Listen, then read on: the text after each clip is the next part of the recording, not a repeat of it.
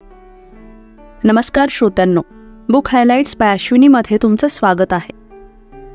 आज आपण डॉक्टर जो डिस्पेन्झा यांनी लिहिलेल्या यू आर द प्लसिबो या पुस्तकाची समरी ऐकणार आहोत.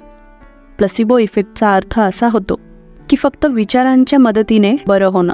जरी खूप सारे लोक याला वाईट म्हणत असतील तरी देखील या गोष्टीला नाकारलं जाऊ शकत नाही की याची खूप साऱ्या लोकांना मदत मिळाली. थोडा विचार करा, लोक फक्त आपल्या विचारांच्या मदतीने शारीरिक आणि मानसिकदृष्ट्या ठीक होऊ शकतात. असं समजा, तुम्ही खूप महिन्यांपासून एका बाईक रेससाठी ट्रेनिंग घेत आहात.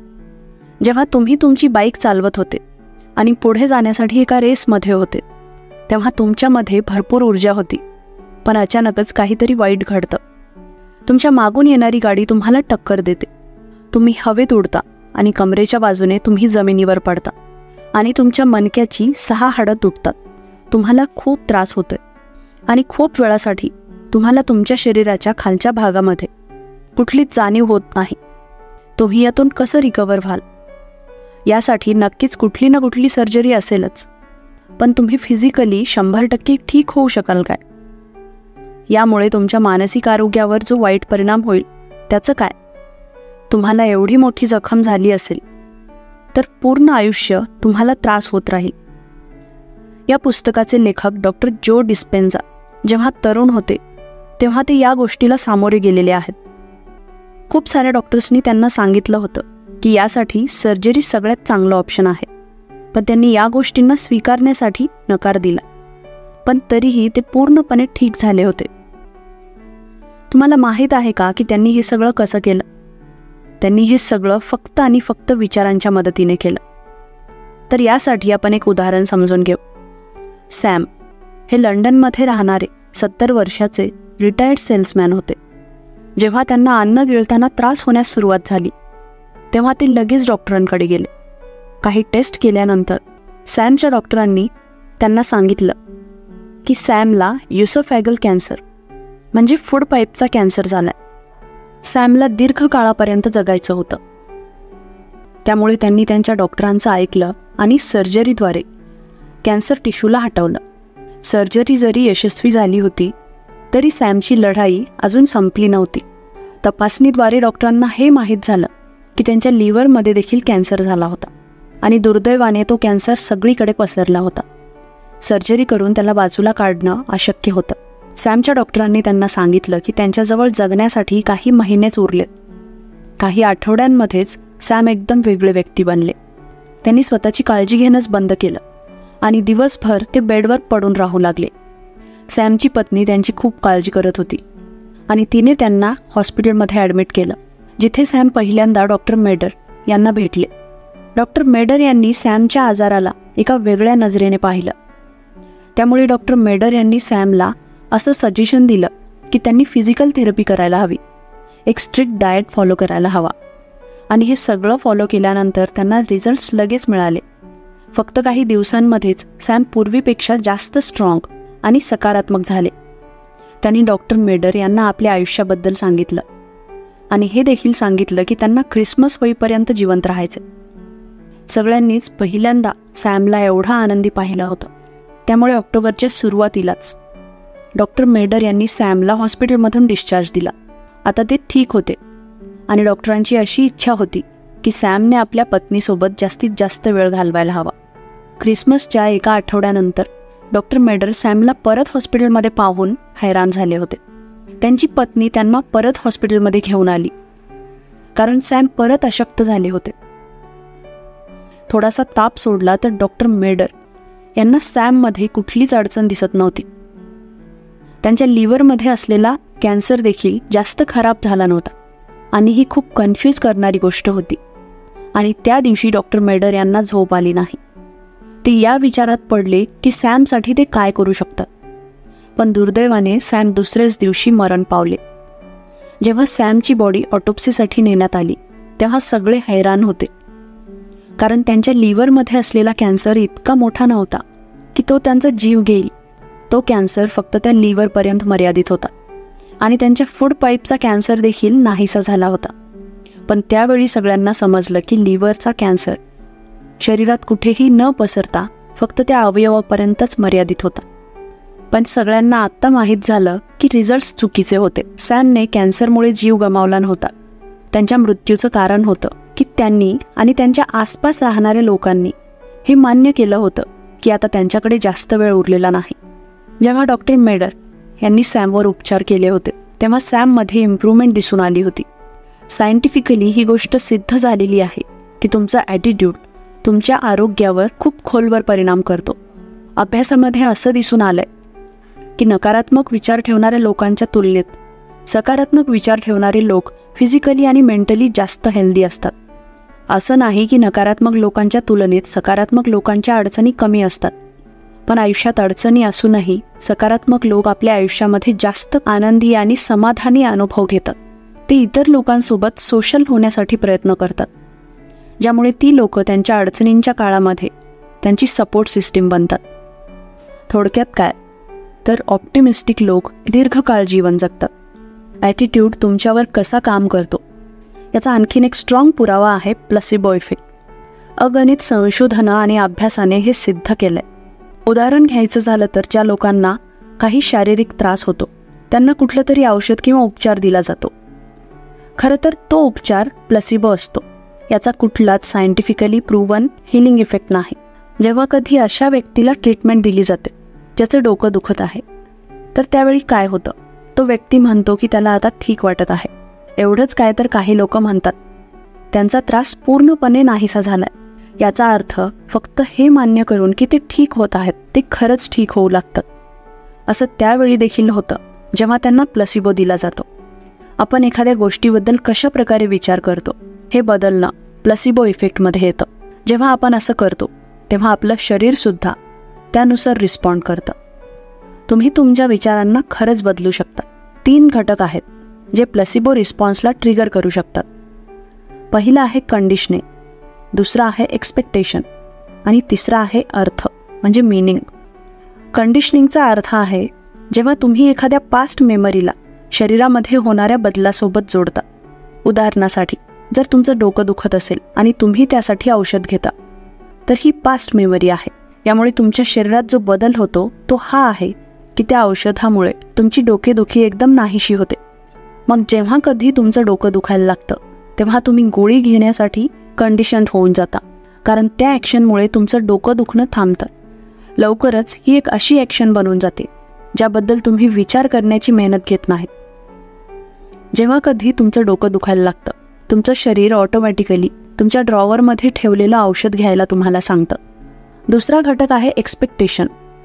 याचा अर्थ आहे काही अपेक्षा ठेवणं, कारण तुम्ही एखाद्या नवीन परिणामाची अपेक्षा करत असता. बेला नावाच्या व्यक्तीचं आपण उदाहरण घेऊ. मागच्या 2 वर्षांपासून ती गुडघ्यांचा त्रास झेलत होती. एके दिवशी बेला आपल्या डॉक्टरांना भेटायला जाते आणि डॉक्टर त्यांना एका नवीन औषधाबद्दल सांगतात. ते म्हणतात की हे औषध तुमची गुडघेदुखी नेहमीची बंद करेल. बेला परत दुसरा घटक अनुभवते. ती त्या नवीन औषधाचा वापर करून मिळणाऱ्या परिणामांची अपेक्षा करते. आता इथे बेलाच्या डॉक्टरांनी त्यांची अपेक्षा वाढवली. दुसऱ्या शब्दात सांगायचं तर जेव्हा बेलाने डॉक्टरांनी सांगितलेलं औषध खरेदी केल्यानंतर त्यांच्या माइंडने एक वेगळ्या परिणामाचा विचार केला. त्यांचा मेंदू त्यांना सांगायला लागला की त्यांनी अशी अपेक्षा ठेवायला हवी की त्यांची गुडघेदुखी लवकरच संपून जाईल. आणि ही शक्ती आहे मनाची. बेला स्वतःला ही गोष्ट पटवून देऊ शकते की आता नवीन औषधामुळे तिची गुडघेदुखी नेहमीची बंद होईल. एवढंच काय तर ती स्वतःला ठीक होण्याचंही इमॅजिन करू शकते. ही गोष्ट मॅटर करत नाही की ती नवीन औषधी खरंच उपयोगी आहे का नाही. जर तुमचं मन खरंच हे सांगत असेल की एखादी गोष्ट तुम्हाला ठीक करेल तर तुम्ही ठीक होऊन जाता. तिसरा घटक आहे मीनिंग प्लसिबोला काम करण्यासाठी मदत करतं. जर तुम्ही एखाद्या ॲक्शनला मीनिंग देत असाल तर तुम्ही ते वारंवार करत राहता. बेलाच्या बाबतीत त्यांना ही अपेक्षा होती की नवीन औषध ही त्यांच्यासाठी काम करेल, त्यामुळे दररोज ती औषध घेऊ लागली. बेला शेवटी फिजिकल थेरपीसाठी सुद्धा जाऊ लागली. त्यांच्या डॉक्टरांनी त्यांना काही वर्षांपूर्वीच असं करण्यासाठी सुचवलं होतं, पण त्यावेळी बेलाने तिथे जाण्याचाही विचार केला नाही. त्यांना असं वाटत होतं की तिथे जाणं म्हणजे वेळेचा अपव्यय आहे. पण नवीन औषधाने त्यांना आता एक्सपेक्टेशन आणि मीनिंग या घटकांसाठी कंडिशन केलं होतं. प्लसिबो इफेक्टचा अर्थ आहे की मॅटरपेक्षा जास्त महत्त्वाचा तुमचा माइंड आहे. दुसऱ्या शब्दात सांगायचं झालं तर तुमचे विचार तुमच्या शरीराला बदलू शकतात. सहसा दररोज तुम्ही काय करत असता? यात काहीच नवल नाही की तुम्ही दररोज त्याच गोष्टी करत असता. तुम्ही दररोज सकाळी उठता, कामावर जाता, नेहमीसारखं काम करता आणि घरी परत येता आणि झोपता. आपण सगळेच जण ऑटो पायलट मोडवर जगत आहोत. आपण सारख्याच विचारांबद्दल विचार करतो जे आपल्याला सेम चॉईस करण्यासाठी भाग पाडतात. सारखेच विचार आणि निवड तुम्हाला प्रत्येक वेळी सारखीच वागणूक आणि अनुभव देतात. आणि सगळं काही सेम असल्यामुळं तुमचं शरीरसुद्धा सेम राहतं. तुमचा मेंदू त्या सेम केमिकल्सला रिलीज करत राहतो जे सेम रुटीनमुळे ट्रिगर होते, जे कंटाळवाणं आणि समाधान न देणारी गोष्ट आहे. त्यामुळे तुमचं जीवन बदलण्यासाठी तुम्हाला तुमची विचार करण्याची पद्धत बदलण्यापासून सुरुवात करावी लागेल. नवीन विचार तुम्हाला नवीन चॉईसकडे घेऊन जातात. एका नवीन चॉईसमुळे एक नवीन कृती, वागणूक आणि अनुभव तयार होतात. आणि हीच ती गोष्ट आहे जो प्लसिबो इफेक्ट तुमच्यासाठी करू शकतो. विचार आपल्या मेंदू आणि शरीराला कसं बदलू शकतात ते आपण समजून घेऊ. अँड्रियाला आपलं आयुष्य बदलायचं आहे. ती दररोज कामावर जाणं आणि आपलं काम पूर्ण करणं या आपल्या जुन्या रुटीनमुळे खूप कंटाळली आणि असं करून करून ती खूप थकून गेली. तिला एक असं आयुष्य जगायचंय जिथे ती सकाळी उठण्यासाठी एक्सायटेड राहील. प्लसिबो इफेक्टचा वापर करून अँड्रियाला सुरुवातीला आपली थॉट प्रोसेस बदलावी लागेल. जर तिला एक एक्सायटिंग आयुष्य जगायचं असेल तर तिला एक्सायटिंग गोष्टी कराव्या लागतील. जुन्या सवयींपासून ती नवीन रिझल्ट्स मिळवू शकत नाही. त्यामुळे अँड्रिया आता सतत आपल्या नवीन आयुष्याबद्दल विचार करू लागली. ती पूर्वीपेक्षा जास्त बाहेर जाणारी व्यक्ती आणि डोंगर चढण्यासारख्या सवयींबद्दल इमॅजिन करू लागली. अँड्रिया जास्त अवघड जॉब करण्याबद्दल देखील विचार करू लागली, जो ती खूप पूर्वीपासून करायचा विचार करत होती. जेव्हा तुम्ही सतत आपल्या मनामध्ये एखाद्या गोष्टीबद्दल विचार करत राहता तेव्हा तुमचा माइंड एक नवीन सर्किट बनवायला लागतो. ते तुम्हाला नवीन विचारांसाठी जागा बनवून देतं, ज्याबद्दल तुम्ही विचार करायला सुरुवात केली होती. एज्युकेशन फील्डबद्दल थोडा विचार करा. लहानपणी आपल्या सगळ्यांनाच लिहायला किंवा वाचायला जमायचं नाही, पण सतत अभ्यास करत राहिल्यामुळे आता आपण अवघड वाक्य देखील बनवू शकतो आणि अवघडात अवघड शब्दांबद्दल समजू शकतो. आपला मेंदू आणि आपली बॉडी प्रत्यक्षात एखाद्या गोष्टीबद्दल विचार करणं आणि त्या गोष्टीला अनुभवणं यामध्ये फरक करू शकत नाही. याच कारणामुळे सतत येणारे विचार खूप पॉवरफुल असतात. जेव्हा तुम्ही एखाद्या गोष्टीचा अनुभव घेता किंवा तुम्ही त्याबद्दल फक्त विचार करता त्यावेळी आपल्या शरीरामध्ये सारखेच केमिकल्स रिलीज होतात. आत्तापर्यंतच्या समरीत आपण हे समजून घेतलं की अभ्यासात असं दिसून आलंय की प्लॅसिबो इफेक्ट तेव्हा काम करतं जेव्हा एखाद्या व्यक्तीला काहीतरी खाण्यासाठी दिलं जातं, जसं की एखादं औषध. पण प्लॅसिबो इफेक्टसाठी तुम्हाला काही खाण्याची किंवा पिण्याची गरज नाही. कुठलं औषध घेण्याऐवजी मेडिटेशन पण केलं जाऊ शकतं. मेडिटेशन कोणत्या वेळेला करणं सगळ्यात उत्तम असतं हे ठरवण्यासाठी तुमच्याकडे 2 चॉईस आहेत. एकतर तुम्ही सकाळी उठल्यानंतर लगेच मेडिटेट करू शकता किंवा तुम्ही जेव्हा झोपायला जात असता त्यावेळी करू शकता. लेखक म्हणतात की या 2 वेळा सगळ्यात छान असतात कारण या दरम्यान तुमचा मेंदू रिलॅक्स फील करतो. मेडिटेशन करण्यासाठी सगळ्यात चांगली जागा म्हणजे एखादी शांत जागा जिथे आपलं लक्ष विचलित होणार नाही. जर तुमच्या आजूबाजूला खूप जास्त आवाज असेल तर तुम्ही ते बंद करू शकत नाही, तर त्यासाठी तुम्ही नॉईज कॅन्सलिंग हेडफोन वापरू शकता. मेडिटेशन करतेवेळी सैल आणि आरामदायी कपडे घाला. मग एका खुर्चीवर बसा किंवा जमिनीवर पालथे व्हा. या गोष्टीकडे लक्ष द्या की तुमची पाठ सरळ असायला हवी आणि तुम्ही वाकलेले नसावे. तुम्ही 45 मिनिट ते 1 तास मेडिटेशन करू शकता. मेडिटेशनचा हा हेतू असतो की आपण स्वतःशी जोडलं जावं. यामध्ये आपण आपल्या कॉन्शियस माइंडसोबत जोडणं, स्वतःला आठवण करून देणं की आपल्या मनामध्ये एक ध्येय आहे. हे ध्येय आपल्या नवीन आयुष्यासाठी असतं. मेडिटेशन करणं अवघड होऊ शकतं. यासाठी हे गरजेचं आहे की जेव्हा तुम्ही स्वतःशी कनेक्ट होता तेव्हा अगदी शांत होऊन बसा. मेडिटेशन करण्यासाठी सरावाची गरज असते. आपल्याला शांत बसण्याची सवय नसते कारण आपल्याला नेहमी काहीतरी ऐकण्याची किंवा काहीतरी पाहण्याची सवय असते. मेडिटेशनचा अर्थ आहे वर्तमानात हजर असणं तुमचं लक्ष पूर्णपणे श्वास घेणं आणि सोडणं यावर केंद्रित असलं पाहिजे. काही सेकंदाने किंवा मिनिटाने नक्की तुमचा माइंड इकडे तिकडे भटकू शकतो. ते तुम्हाला तुमच्या राहिलेल्या कामांची आठवण करून देऊ शकतो, जसं की एखादी मीटिंग अटेंड करणं किंवा एखादं राहिलेलं काम पूर्ण करणं. जेव्हा असं होऊ लागेल तेव्हा लक्ष विचलित करणाऱ्या गोष्टींना ॲक्सेप्ट करा. आपल्या मनात असा विचार करा की माझ्या मनाला वाटत आहे की मी भविष्यावर फोकस करावा, पण मी हे नंतर देखील करू शकतो. पण सध्या मला वर्तमानात लक्ष केंद्रित करायचे. असं फक्त एक वेळा नाही होणार. आपलं मन आपलं लक्ष विचलित करण्यासाठी सतत प्रयत्न करेल, पण आपल्याला तिथे ठाम राहायचे आणि आपल्या श्वासावर लक्ष केंद्रित करायचे. आपल्या श्वासावर लक्ष केंद्रित करत काही मिनिटं तुम्हाला जाऊ द्यायची आहेत. जेव्हा तुम्ही तयार असाल तेव्हा तुम्हाला ती टेक्निक वापरायची आहे, ज्याला ओपन फोकस असं म्हणतात. ओपन फोकसचा अर्थ आहे स्वतःवर जोर देणं किंवा आपल्या आतील जगाकडे लक्ष केंद्रित करणं. आपल्या आयुष्यातलं सत्य हे आहे की आपण दररोज सर्व्हायवल मोडवर जगत आहोत. आपण आपलं काम, वैयक्तिक आयुष्य या सगळ्या गोष्टींच्या स्ट्रेसमध्ये बुडालेले आहोत. याच कारणामुळे आपला मेंदू सतत हाय रेंज बीटा स्टेटमध्ये राहतो. हे तेव्हा होतं जेव्हा मेंदूला सगळ्यात जास्त रिॲक्टिव्ह किंवा हाय अलर्टवर राहावं लागतं. या हाय रेंज बीटा स्टेटमुळे तुमच्या शरीराचे सगळे अवयव एकत्र मिळून चांगल्या प्रकारे काम करू शकत नाहीत. तुमचा मेंदू स्ट्रेसमुळे मिक्स्ड सिग्नल पाठवतो, जो तुमच्या शरीराच्या अवयवांना कन्फ्यूज करतो. आपला मेंदू स्ट्रेसमध्ये असल्यामुळे तो कन्फ्युजिंग मेसेज पाठवतो. उदाहरणासाठी डायजेस्टिव्ह सिस्टीमला हे माहीतच होत नाही जे सिग्नल मेंदूकडून येत आहे त्यांना कसं समजायचं. त्यामुळे डायजेस्टिव्ह सिस्टीम आपल्या पोटात ॲसिड तयार करायला लागते.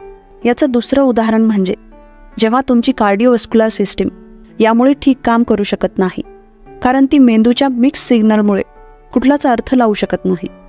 या उलटसुलट स्टेटमुळे हृदयाचे ठोके वाढणं, high blood pressure, acid reflux आणि ॲलर्जीसारखी लक्षणं पाहायला मिळतात. ओपन फोकस टेक्निक आपल्या शरीरामध्ये बॅलन्स बनवण्यासाठी मदत करते. हे शरीराच्या वेगवेगळ्या अवयवांमध्ये क्लिअर मेसेज पाठवण्यासाठी मेंदूची मदत करते. ही टेक्निक मेंदूला हाय रेंज बीटा स्टेटमधून निघून जास्त आरामदायी स्टेटमध्ये शिफ्ट होण्यासाठी मेंदूची मदत करते. या आरामदायी स्टेटमध्ये मेंदूकडे क्रिएटिव्ह बनण्यासाठीचं स्वातंत्र्य असतं. ही ती स्टेट आहे जिथे आपण व्हिजन बनवू शकतो आणि स्वतःला हील करू शकतो. ओपन फोकस टेक्निकला एका गायडेड मेडिटेशनद्वारे अचीव केलं जाऊ शकतं, ज्याला चेंजिंग बिलीफ्स आणि परसेप्शन मेडिटेशन असं म्हटलं जातं. म्हणजेच विश्वास आणि आपली समज म्हणजे आकलन शक्ती बदलणारं मेडिटेशन. हे लक्षात ठेवा की तुमचं नवीन आयुष्य तुमचे विचार आणि विश्वासाने सुरू होते. जर तुम्हाला एक नवीन आयुष्य हवं असेल तर तुम्हाला नवीन विचारांना आणण्याची सवय लावावी लागेल आणि यासाठी मेडिटेशन खूप गरजेचं आहे. मेडिटेशन ही अशी गोष्ट असायला नको ज्याला तुम्ही तुमच्या टू डू लिस्टमधून बाजूला ठेवाल. हे तुम्हाला तुमचं नवीन आयुष्य मिळवण्यासाठी मदत करेल. त्यामुळे आतून मेडिटेशन करण्यासाठी तुम्हाला उत्साह आणि प्रेरणा आली पाहिजे. तुम्हाला या गोष्टीवर पूर्ण विश्वास ठेवावा लागेल की मेडिटेशन तुमच्या उज्ज्वल भविष्यासाठी तुम्हाला मदत करेल आणि हे तेव्हाच होईल जेव्हा तुम्ही त्याबद्दल कमिटेड असाल. आपला विश्वास आणि समज यांना बदलणाऱ्या मेडिटेशनचे 3 पार्ट आहेत. पहिला पार्ट आहे घडवून आणणं, म्हणजेच आपलं शरीर आणि आपल्या मेंदूला सेटल करणं. आपला मेंदू आणि आपलं शरीर हे एकत्र मिळून काम करण्यासाठी त्यांना आरामदायी स्टेटमध्ये आणणं. हे करण्यासाठी तुम्ही तुमचे डोळे बंद करून मेडिटेट करू शकता आणि हे तुम्ही 10 ते 15 मिनिटांसाठी करू शकता. याची सुरुवात तुम्हाला तुमच्या आजूबाजूला असलेल्या गोष्टींबद्दल जागरूक करण्यापासून होते. हे लहान लहान गोष्टींना नोटीस करण्याबद्दल आहे. मेडिटेशनचा हा पहिला पार्ट तुमचं लक्ष तुमचे डोळे, कान, नाक, चेहरा आणि बऱ्याच ठिकाणी घेऊन जाईल. आपल्या शरीराकडे लक्ष देण्यासाठी तुम्हाला थोडा वेळ काढायचा आहे. दुसरा पार्ट आहे शक्यतांना ॲक्सेप्ट करणं. हा तो पार्ट आहे ज्यामध्ये तुम्ही तुमच्यासाठी उपस्थित असलेल्या अगणित शक्यतांना व्हिज्युअलाइज करता. सोबतच तुम्हाला हे देखील फील व्हायला लागतं की या सगळ्या शक्यता तुमच्या आवाक्यात आहेत. हा पार्ट 10 ते 15 मिनिटांपर्यंत चालेल. शक्यतांना स्वीकारण्याचा अर्थ आहे की तुमच्या भविष्यात जे काही शक्य आहे त्यांच्यावर लक्ष केंद्रित करणं. हे तुम्हाला तुमची ऊर्जा एका अज्ञात पण उज्ज्वल भविष्यामध्ये इन्व्हेस्ट करण्यासाठी प्रेरणा देते. त्या अगणित शक्यतांबद्दल कल्पना करा ज्या तुमच्याजवळ आहेत. मग जेव्हा तुम्ही हे कराल तेव्हा परत आपलं लक्ष आपल्या वर्तमानावर केंद्रित करा. आपली ओळख, आपलं करिअर आणि आपली नाती यावर आपलं लक्ष परत आणा. तिसऱ्या भागामध्ये आपले स्वतःबद्दलचे आणि आपल्या आयुष्याबद्दलचे आपले जे काही बिलीफ्स आहेत त्यांना बदलण्याची वेळ येते, जो भाग 20 ते 30 मिनिटांपर्यंत चालू शकतो. शेवटच्या भागामध्ये तुम्हाला जे नवीन आयुष्य हवं आहे त्याबद्दल स्वतःला प्रश्न विचारा. हे तुम्हाला ही गोष्ट समजण्यासाठी देखील मदत करेल की तुम्हाला तुमचं नवीन आयुष्य कितपत मिळवायचं आणि त्यासाठी तुम्ही किती जास्त काम करण्यासाठी तयार आहात. तिसरा भाग सुरू करण्यासाठी तुम्हाला तुमच्याशी जोडलेल्या अशा बिलीफ्सबद्दल विचार करायचा आहे ज्याला तुम्ही बदलू इच्छिता. याबद्दल तुमचे विचार एकदम मजबूत असायला हवेत. जेव्हा तुम्ही या मेडिटेशनला दररोज करू लागता तेव्हा तुमचं आयुष्य हळूहळू क्लिअर होत जातं. यानंतर तुम्हाला तुमचं सध्याचं आयुष्य अपूर्ण वाटू लागतं आणि अशा प्रकारे तुम्ही तुमच्या नवीन भविष्यासाठी शक्यता तयार करू लागता. पद्धत कुठलीही असो, मेडिटेशन एका उज्ज्वल भविष्याला अनलॉक करण्यासाठीचा एक मार्ग आहे. प्लॅसिबो इफेक्टचा अर्थ असा होतो की फक्त विचारांच्या मदतीने ठीक होणं. या मार्गावर आपल्याला हे लक्षात येतं की आपल्याकडे आशेचा किरण आहे, आपल्याकडे स्वतःला ठीक करण्याची ताकद आहे. पूर्णपणे एक नवीन आयुष्य आपण बनवणं शक्य आहे. ही समरी इथेच संपते. समरी आवडल्यास नक्की लाईक, शेअर आणि कमेंट करा. चॅनलवर नवीन असाल तर सबस्क्राईब करा आणि सोबतच बेल नोटिफिकेशन ऑन करायला विसरू नका.